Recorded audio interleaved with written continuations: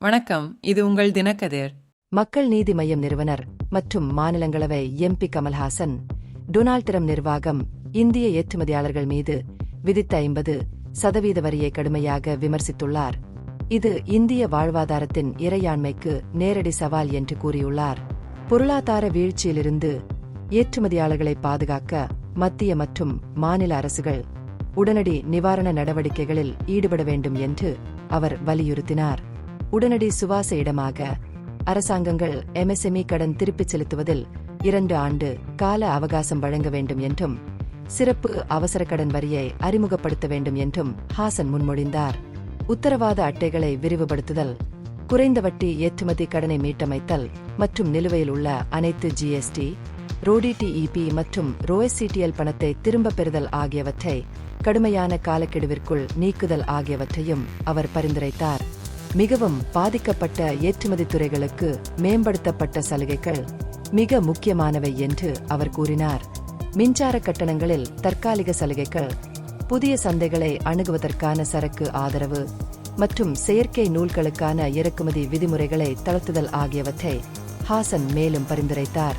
ஏற்றுமதி இணக்கம் மற்றும் பணத்தை திரும்பப் பெறும் சிக்கல்களை தீர்க்க ஒற்றை சாளர விரைவு வழிமுறையின் அவசியத்தை அவர் வலியுறுத்தினார்.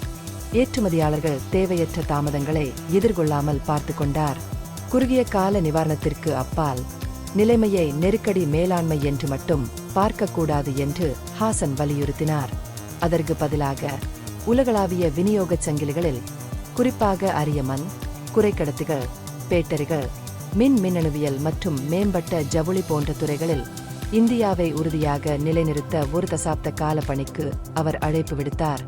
அத்தகைய மூலோபாய நிலைப்பாடு மூலம் மட்டுமே தன்னிச்சையான கட்டணங்கள் மற்றும் வெளிப்புற அழுத்தங்களிலிருந்து இந்தியா தன்னை தனிமைப்படுத்திக் கொள்ள முடியும் என்று அவர் கூறினார். அமெரிக்காவின் கட்டணங்கள் வர்த்தகம் அல்லது உக்ரைன் பற்றியது அல்ல, மாறாக இந்தியாவின் உறுதியை சோதிக்க வடிவமைக்கப்பட்ட அரசியல் ரீதியாக உந்துதல் பெற்ற நடவடிக்கைகள் என்று அவர் அடிக்கோடிட்டு காட்டினார். இந்திய வாழ்வாதாரங்களும் இறையாண்மையும் சவால் செய்யப்படும்போது நாடு ஒற்றுமையாக நிற்க வேண்டும் என்று ஹாசன் கூறினார். காந்திஜி கற்பனை செய்தபடி உண்மையான சுயசார்பு அல்லது ஆத்ம நிர்பர்த்தம் என்பது வெறும் முழக்கம் அல்ல, மாறாக ஒரு மூலோபாய காப்பீட்டு வடிவம் என்பதையும் அவர் நாட்டிற்கு நினைவூட்டினார். பாதிக்கப்பட்ட தொழில்களுடன் ஒற்றுமையை வெளிப்படுத்திய ஹாசன், திருப்பூர், சூரத் மற்றும் நொய்டாவில் ஏற்றுமதியாளர்கள், ஆந்திராவில் இறால் விவசாயிகள், குஜராத் மற்றும் மகாராஷ்டிராவில் ரத்தின கற்கள் மற்றும் நகைத்துறை, அத்துடன் நாடு முழுவதும் எஃகுத் தொழிலாளர்கள் ஆகியோரின் போராட்டங்களை எடுத்துரைத்தார்.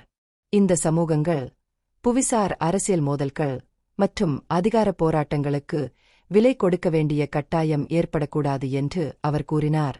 இந்த பகுப்பாய்வு நுண்ணறிவுள்ளதாக கண்டால், முக்கியமான அரசியல் முன்னேற்றங்கள் குறித்த கூடுதல் புதுப்பிப்புகளுக்கு லைக் செய்யவும், ஷேர் செய்யவும், சப்ஸ்கிரைப் செய்யவும். இது உங்கள் தினக்கதிர். நன்றி.